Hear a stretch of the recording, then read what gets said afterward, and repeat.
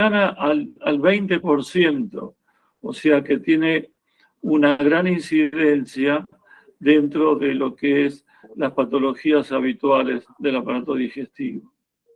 Indudablemente es una patología donde las mujeres llevan su mayoría, 2-1. En ciertos lugares se vio que el nivel socioeconómico influye y vemos de un bajo nivel socioeconómico. No es el caso de nuestro país, donde mayormente podemos decir se ve en la clase media y la clase alta, indudablemente influenciada por las altas responsabilidades, la carga que tienen hoy en día la mujer joven, fuertemente acompañado por las obligaciones como mujer en su casa, en la parte laboral, en todo el movimiento diario que tiene hoy en día la mujer, toda esa mochila influye muchísimo. La edad más comprometida es en los menores de 50 años. En la última estadística de hace 4 o 5 años en Estados Unidos, comentaron que 15 millones padecen esta patología aproximadamente. Esto es un índice que lo sacó la FDA. ¿Cuáles son las consecuencias de esta alta incidencia? Perdón, ¿me estaban preguntando algo? Discúlpame, no escuché. ¿Me escuchan bien? No, sí, lo escuchamos perfecto, Doc. No, Doc, era un micrófono abierto. Perdón. ¿Cuáles son las consecuencias de esta alta incidencia en esta patología? Bueno, en Estados Unidos se fija mucho el costo y por ende consultas médicas enormes, muchos test diagnósticos, mucho consumo de medicación, ausencia laboral, menor productividad, mayor tasa de hospitalización. Y en el último congreso en mayo, que estuvimos en el Congreso americano, comentaban la gran incidencia que hay en chicos y que faltan al colegio por trastorno del colon irritable. Esto nos habla de la alta incidencia que tiene esta patología. El síndrome de intestino irritable es un problema crónico, recidivante, caracterizado fundamentalmente por cuadros de dolor abdominal, gases, meteorismo y cambios en los hábitos intestinales. Podemos hacer una diferenciación, sacar subtipos dentro de este cuadro de colon irritable. Por ejemplo, poner algunos casos de diarrea como síntoma dominante, que los hay en un alto porcentaje, otros que son constipados crónicos. Por supuesto que están los de hábito mixto o tipo alternante. O sea que es bastante complejo poder determinar en qué subtipo tenemos la característica de este síndrome. Criterio de Roma 4. Roma 4 es una reunión de expertos, se hace un consenso cada 4 o 5 años, donde se establece definiciones de todos los cuadros de trastornos funcionales. Entonces, acá se estableció criterios diagnósticos como para poder definir y caracterizar lo que es el síndrome de intestino irritable. Entonces ellos definen que es un dolor abdominal recurrente. Anteriormente se decía que era un disconfort, una molestia. Presente al menos 3 días en un mes y un día por semana asociado con 2 de estos síntomas. Relacionado con la defecación, a veces mejora, a veces no. Comienza asociado con cambios en la frecuencia de las deposiciones y asociado con cambios en la forma de las deposiciones. Esto es muy habitual que el paciente relaciona estos síntomas con cuadros de diarrea, de posiciones líquidas, de posiciones blandas, o a veces cuadros de constipación severa. Si tenemos que hablar de la fisiopatología, lo primero, o sea, de la etiología de este síndrome, lo primero que tenemos que decir que es multifactorial. ¿Qué significa esto? Que la entidad está producida por muchos motivos, donde hay factores genéticos, donde se está hablando de una infección entérica, donde se habla de cierto proceso inflamatorio intestinal, donde interviene el estrés, por supuesto, el estrés crónico, el estrés psicológico, que indudablemente exacerba los síntomas. Y lo que se está hablando hoy en día es la famosa desregulación del eje cerebro-intestinal. Entonces se produce una fisiología, que ya voy a comentar, intestinal que se altera. Y también se altera la composición bacteriana, lo que nosotros hoy en día llamamos la microbiota. Con la actualización de esta microbiota y la influencia acá, es lo que en este momento está muy en boga, lo que es el SIBO, el síndrome de sobrecrecimiento bacteriano. Tenemos que tener en cuenta la famosa frase que el cerebro en general también está ubicado a nivel intestinal, que es el segundo cerebro que nosotros tenemos. Síndrome de intestino y estrés crónico. ¿Cómo influye el estrés? ¿Qué efectos fisiológicos nosotros vamos a ver sobre la función intestinal? O sea, que a nivel del estrés se altera el funcionamiento, sin llegar a ver o a comprobar un compromiso orgánico. Entonces se ve que hay un deterioro en las defensas de la mucosa intestinal, un aumento muy típico de la permeabilidad. Las células se van separando, permite mayor pasaje de líquido a la luz intestinal. Ese aumento de líquido termina con deposiciones diarreicas. Involucra un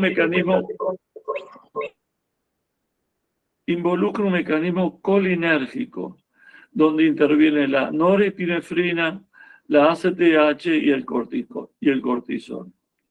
Estos son mecanismos indudablemente fisiológicos que se analizan, que se estudian y que permiten comprobar los efectos a nivel del colon irritable.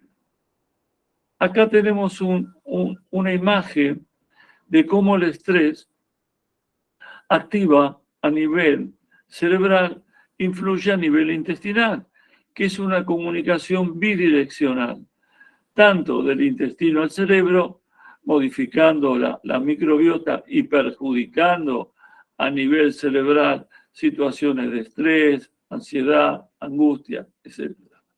Y la fisiología intestinal, ¿cómo se altera? No solo la motilidad, sino, como dije anteriormente, a nivel de la secreción y mayor sensibilidad. Entonces se produce una alteración en la cantidad de bacterias que habitualmente nosotros tenemos en nuestro intestino. Eso produce un incremento de lo que se llama inflamación fisiológica, pero sin compromiso orgánico. ¿Cuál sería el tratamiento que nosotros podemos iniciar para mejorar al paciente? Indudablemente, lo primero que tratamos de indicarle al paciente, modificar su dieta alimentaria. Hay una dieta que hoy también está muy en boga, que es la dieta FODMAP, que es una dieta muy restrictiva que intenta mejorar o disminuir o anular todo lo que son oligosacáridos, disacáridos, monosacáridos, alcoholes y poliololes, que son los dulces, la sacarina, todos los componentes de dulces artificiales. Los hidratos de carbono de cadena corta indudablemente dan una dificultad importante en su absorción, quedan en la luz del intestino delgado por más tiempo, entonces rápidamente son fermentables. ¿Qué significa que son fermentables? Que hay mayor cantidad de bacterias fermentativas, inflamatorias, entonces producción de gas, distensión. Esta distensión quizás es el síntoma más común y más frecuente en nuestro consultorio día a día. Los pacientes vienen, doctor, me hincho, doctor, tomo un té, una galletita y me estoy hinchada como si he comido un sándwich de chorizo o un lechón. Es lo primero que comenta la gente. Entonces hay que explicar que esa distensión, ese gas, se produce por un mecanismo a través de alimentos o del estrés que libera ciertas sustancias y modifica las bacterias. Ese predominio de bacterias alterado, altamente inflamatorias, son las que fermentan. Y el producto final de esa fermentación es el hidrógeno. Y eso es gas. Otros elementos osmóticamente activos también pueden producir alteración de la motilidad, la distensión y el dolor abdominal. La dieta FODMAP que comenté anteriormente, que habitualmente nosotros podemos suministrarlo al paciente, no más de 1 a 2 semanas porque es muy, muy restrictiva. Tener en cuenta que los azúcares provocan un aumento de agua en el intestino por ósmosis y no se digieren o no son absorbidos y de esa forma aumenta las bacterias de nuestra microbiota generando dolor, distensión y deposiciones diarreicas. La dieta FODMAP podemos decir que tiene ciertas ventajas. Puede disminuir los síntomas en muchos pacientes. La respuesta se va a ver en 2 semanas, pero son dietas muy, muy restrictivas, muy difícil de cumplirlas. Los pacientes se cansan rápidamente. Es útil, sí, sobre todo en el cuadro de intestino irritable con presencia de diarrea. ¿Cuáles serían las desventajas que podemos hacer una crítica a esta famosa dieta FODMAP? Y que se producen alteraciones en la microbiota y a veces puede producir, en vez de diarrea, puede llegar a la constipación, disminución de las bifidobacterias. Estas bifidobacterias están hoy en día en todo lo que se llama probióticos y prebióticos, que después también vamos a comentar. ¿Puede generar estreñimiento? Sí. Y sobre todo, yo comento acá que es muy difícil de poder cumplirla. Por eso hay que decirle al paciente, esto es una dieta para que lo tome como guía, pero no como algo exigente de tener que cumplirlo, porque se cansan, se aburren y al poco tiempo lo dejan. Vamos a hablar un poquitito, algo que comenté anteriormente, que es el sobrecrecimiento bacteriano y el síndrome de intestino irritable. Hoy en día se está dando mucha importancia al sobrecrecimiento bacteriano como uno de los factores generadores del cuadro de colon irritable. ¿Qué es la microbiota? La microbiota son todas las bacterias que habitualmente colonizan en nuestro intestino. Habitualmente una persona puede tener de 2 a 3 kilos de bacterias, virus, levaduras, etc. Pero están en equilibrio, no son bacterias que producen infección.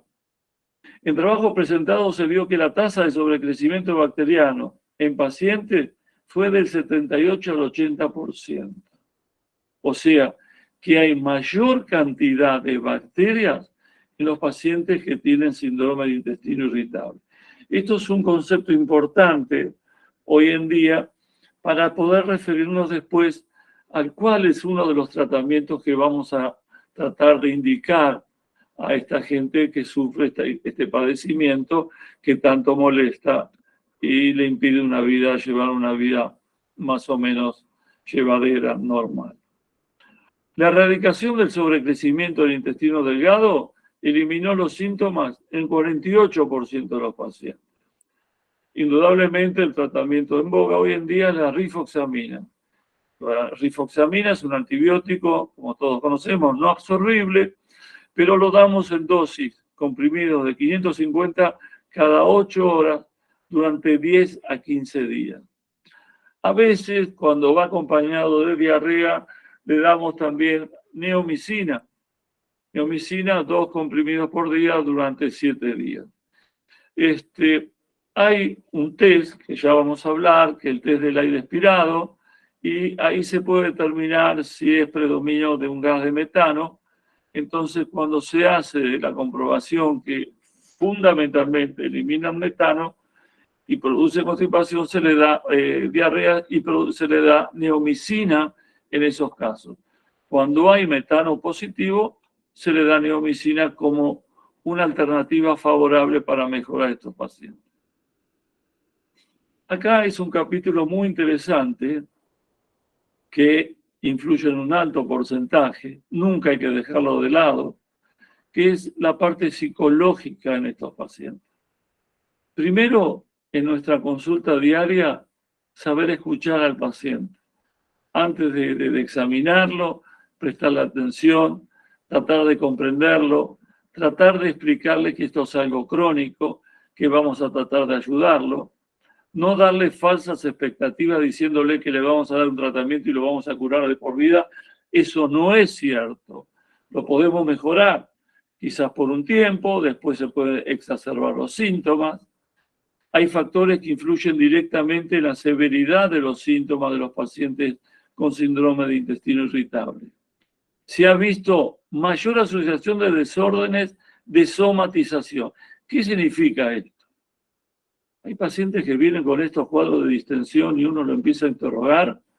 No, yo también tengo palpitaciones, tengo insomnio, tengo debilidad, depresión, cefalea, trastornos en la menstruación, etcétera, etcétera. Y son todos síntomas previos que médicamente no podés explicarlo, pero bajo un paraguas emocional, psicológico, puede encadenarse muy claramente como para poder comprender la sintomatología de estos pacientes. Hay pacientes donde uno lo interroga y aparece un gran porcentaje de abusos, tanto físico como sexual, donde el paciente no le resulta fácil poder comentarlo, sino que a través de las entrevistas, a través del tratamiento psicológico a lo largo del tiempo, trabajando con un equipo psicológico o psiquiátrico, podemos ayudar mucho al paciente y el intercambio de información nos ayuda a nosotros para comprender más al paciente. Por eso tenemos la eficacia de lo que nosotros llamamos la medicación, antidepresivos y ansiolíticos, que son los neuromoduladores, con un argumento para un componente psicológico. El efecto de antidepresivos, sobre todo en pacientes crónicamente con diarrea, nos da muy buenos resultados. En dosis baja, nosotros lo damos y el paciente al poco tiempo viene satisfecho, contento, que mejoró sus diarreas, está más tranquilo. O sea, se le da una dosis que no actúa como antidepresivo, sino un efecto mínimo. Y también, indudablemente, los ansiolíticos ayudan al tratamiento. La terapia psicológica en el manejo del colon irritable incluye realizar un buen diagnóstico y brindar una explicación, como dije anteriormente, clara, precisa de la causa de los síntomas. Esto al paciente lo alivia muchísimo, porque lo primero que piensa el paciente, teniendo en cuenta pacientes jóvenes, doctor, yo tengo una enfermedad crónica, tengo una enfermedad grave, también muy asustados. Entonces hay que brindarle esa posibilidad de explicarle con claridad que lo comprendemos, que sabemos sus síntomas, pero que se quede tranquilo que es un trastorno funcional crónico y que vamos a tratar de ir mejorándolo de a poco. Entonces, yo pongo acá evaluación honesta del pronóstico. No engañar al paciente diciéndole, yo te voy a curar, con estos remedios vas a estar bien. Acá podemos usar la terapia cognitiva conductual. Hoy en día nos da una respuesta bastante positiva en el tratamiento de estos pacientes. Después está la psicoterapia dinámica, la hipnosis, en algunos casos, si bien manejado, se utiliza mucho, con muy buenos resultados. Yo particularmente no tengo experiencia en pacientes con hipnosis, sí en terapia cognitiva conductual. También las terapias de relajación, los mando a hacer yoga, natación, etcétera, etcétera. Acá tenemos que hablar de cuáles son los síntomas que tenemos que detectar y prestar atención en estos pacientes.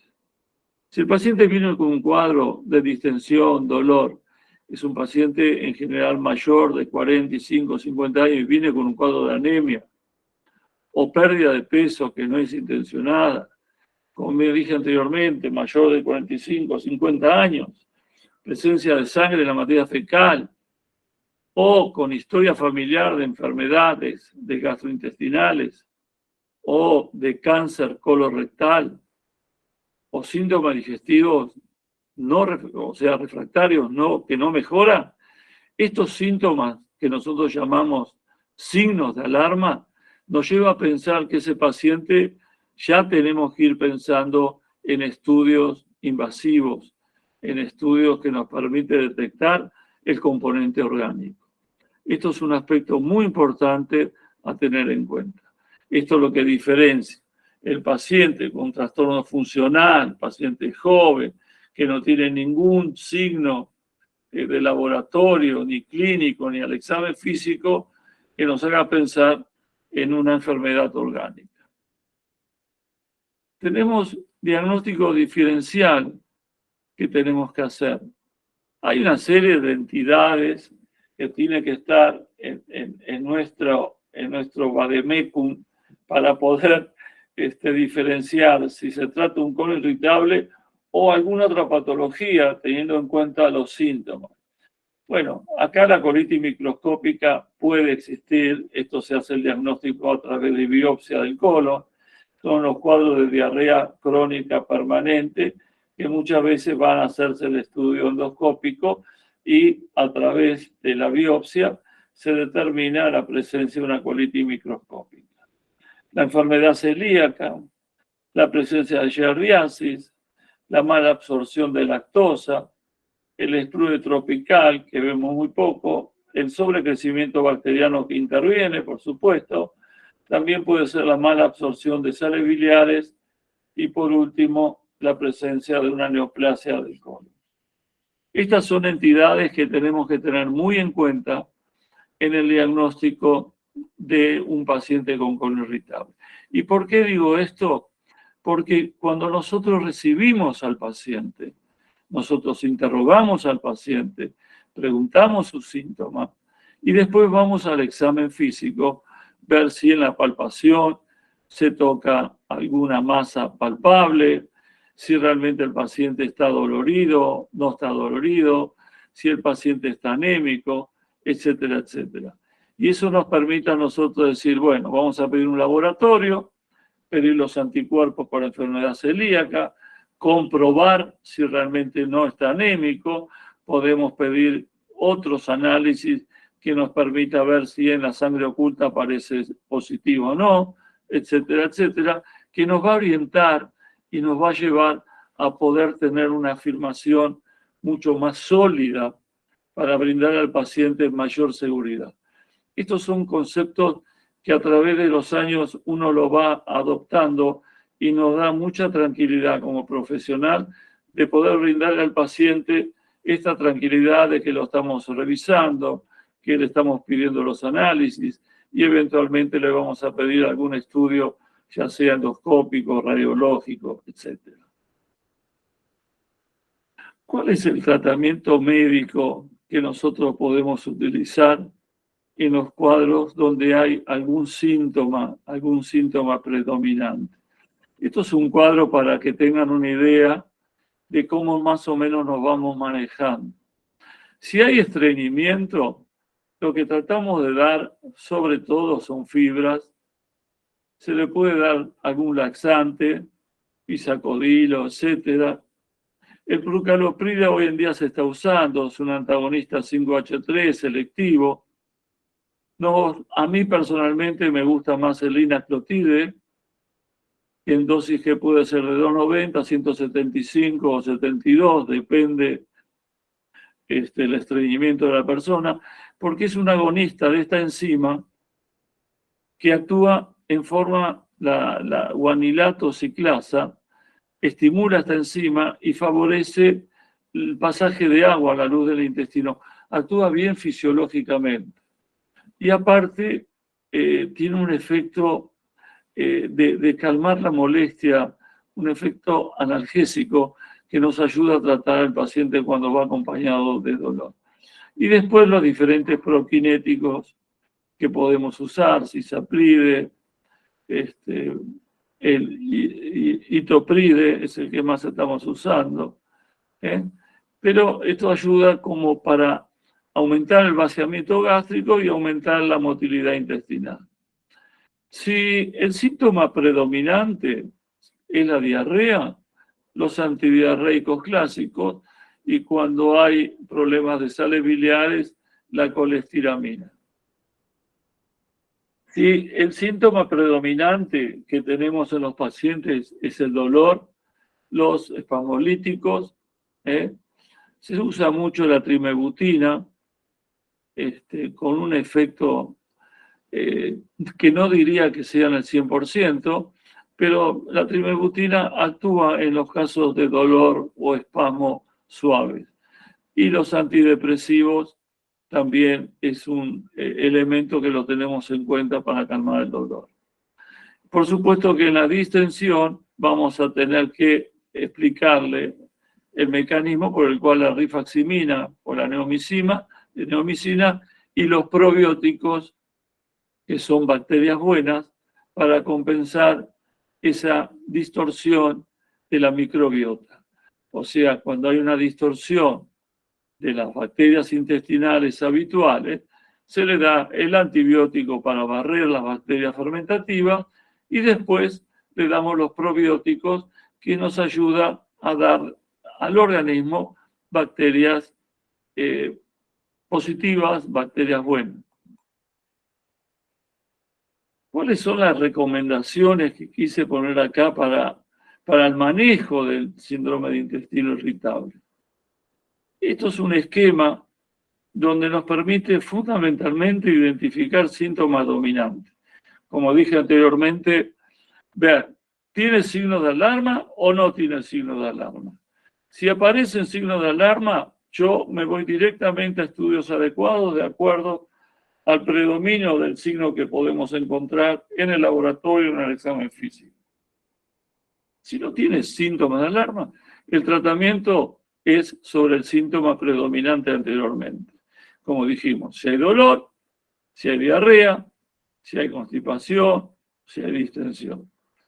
Sí, es muy probable que muchos pacientes tengan la alternancia de diarrea y constipación y aparte distensión. Bueno, eso es lo complicado de nuestra profesión, de poder brindar al paciente un tratamiento adecuado. Y a veces tenemos que asociar el antibiótico con el antiespasmódico, o con el ansiolítico, o con el antidepresivo. O el laxante con el antibiótico también. Son varios los cuadros que podemos encontrar, muy variables. Tenemos que evaluar la respuesta en un mes aproximadamente, mes y medio. Si hay respuesta negativa, tendríamos que cambiar el tratamiento o evaluación psicológica. Yo la evaluación psicológica en general me guío en la primera o segunda consulta. Ya viendo al paciente y escuchándolo, quizás yo me inclino rápidamente para sugerirle de la mejor forma posible la evaluación psicológica. Con el solo hecho de decirle para ayudarla y abarcar todos los aspectos. Bueno, hay pacientes que tienen mucha resistencia y hay otros en los cuales nos permite acceder al tratamiento y tienen la suerte de encontrar el profesional que los contenga y a nosotros nos ayuda muchísimo. Conclusiones. Repito, como resumen, no hay una causa conocida. Esto es multifactorial, ni hay una cura para el síndrome de intestino irritable de por vida. Ningún tratamiento en particular es efectivo para todos los pacientes, por eso hay que recoger los antecedentes y los factores psicosociales, el medio ambiente, cómo se desempeña, en la parte laboral. Muchos pacientes me comentan, doctor, me separé y ahora se me fueron los dolores de panza. O doctor, cambié de trabajo y realmente estoy mucho mejor. Esto es habitual. Y realizar adecuadas pruebas terapéuticas teniendo en cuenta los síntomas del paciente, pero siempre explicándole cuál es nuestra idea y por qué le tratamos de dar esa medicación, abarcando tal problemática o tal otra. Y por supuesto, quizás lo que trato de destacar siempre, controlar los síntomas de alarma. Esto es el aspecto quizá más importante para no dejar de lado la parte orgánica. Muchas gracias a todos y bueno, ahora escucho las preguntas, las dudas que puedan tener. Buenas tardes, colegas. Muchas gracias, doctor. Agradecemos del Colegio de Farmacéuticos, de la Comisión de Actualización Profesional del Colegio y también a Casasco por esta charla y también por la gran participación del día de hoy. La verdad que somos más de 80 participantes, más de 80 colegas que se han anotado, que han escuchado la charla del doctor. Nosotros desde este lado le estamos dando un espacio para que puedan realizar las consultas, si tienen algunas al doctor, si es que han quedado con alguna dudita, le podemos preguntar a él. Nosotros desde nuestra posición esperamos.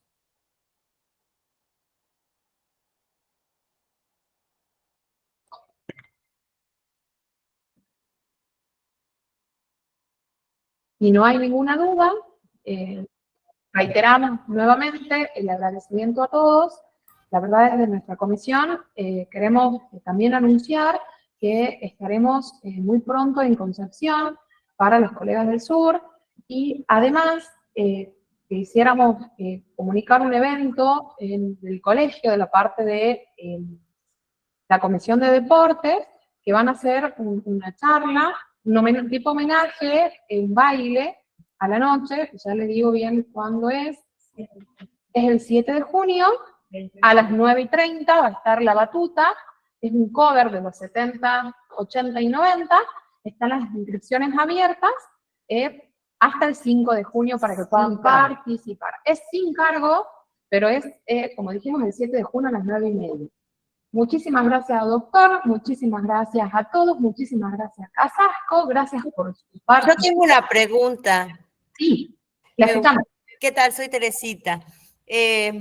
Yo, bueno, siempre he sufrido de este tema y le quería contar al doctor que tuve muchas mejoras en competir con las bacterias que tenía usando el kéfir de agua. Ya saqué la lactosa de mi vida, los dulces y todo lo demás. Y usando el kéfir de agua cambié mi microbiota y mi mejoría fue espectacular. No sé si vale, si tiene, sé que no es algo farmacéutico, sí lo hice con gente especializada, con biotecnólogos, etcétera, y me dio muy buen resultado. Entonces, sugerencia, porque probé con todo lo que usted sugirió y me hago las colonoscopias anuales y todo lo demás. Entonces, sí, me dio resultado el kéfir de agua. Sí, ¿me escuchás? Sí, escucho atenta. No sé por qué te haces todos los años la colonoscopía, no entiendo por qué esa indicación. Yo tampoco. Bueno, no es necesario, salvo que tengas pólipo o antecedentes familiares, un seguimiento se hace cada 5 años. Con respecto a los probióticos, sí, muchos pacientes mejoran, le suspendiste lo que te daba la intolerancia, la lactosa y esas cosas que a vos te producía esa distensión, indudablemente mejora el paciente. Lo importante es ir probando e ir viendo paulatinamente qué alimentos te pueden llegar a producir mayor o menor sintomatología.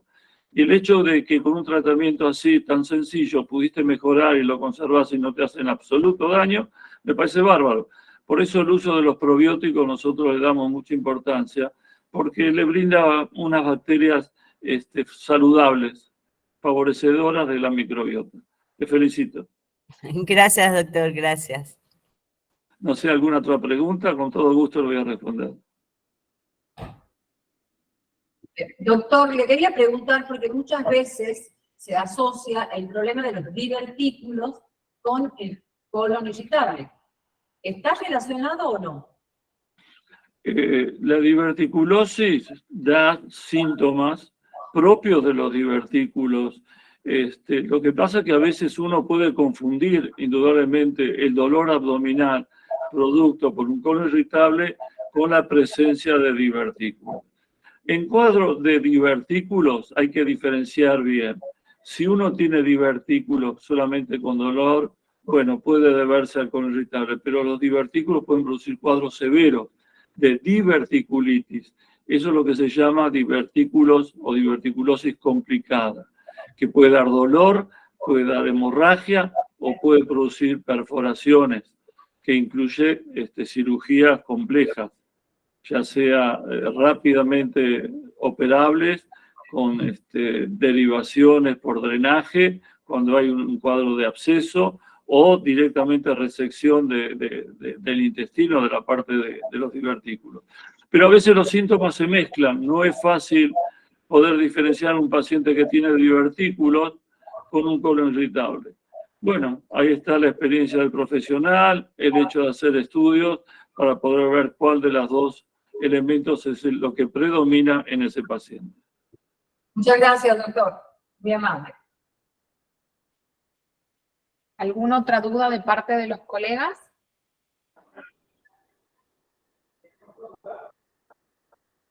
Si no es así, quisiéramos agradecerle la participación. Por favor, no se olviden de anotar su nombre, y apellido y matrícula para que puedan ser anotados, ¿sí? Para poder recibir el certificado. María Elvira, muchísimas gracias. Muchísimas gracias, doctor. Le agradecemos este espacio, le agradecemos la charla, muy didáctica, muy agradecido. Todos los comentarios de los colegas fueron en agradecimiento. La verdad que muy simple, muy fácil, muy rápida de aprender. Nos encantó de parte de la comisión y de todos los colegas. Le agradecemos mucho a usted, a Casasco, por este espacio. No, para mí es un placer poder compartir con ustedes. Y bueno, muchísimas gracias nuevamente al Colegio Farmacéutico de la provincia de Tucumán y al Laboratorio Casasco. Que tengan muy buenas tardes y con todo gusto nos veremos en la próxima. Seguramente, doctor. Muchísimas gracias. Muchas gracias. Chao, colegas. Hasta luego. Hasta luego. Chao. Buenas tardes. Hasta luego. Chao, Doc, gracias. Chao, chao.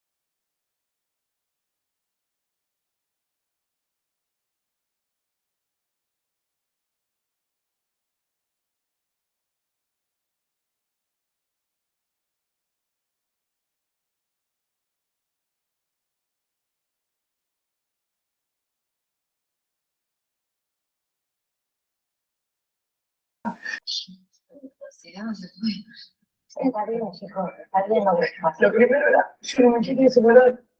Casi me dio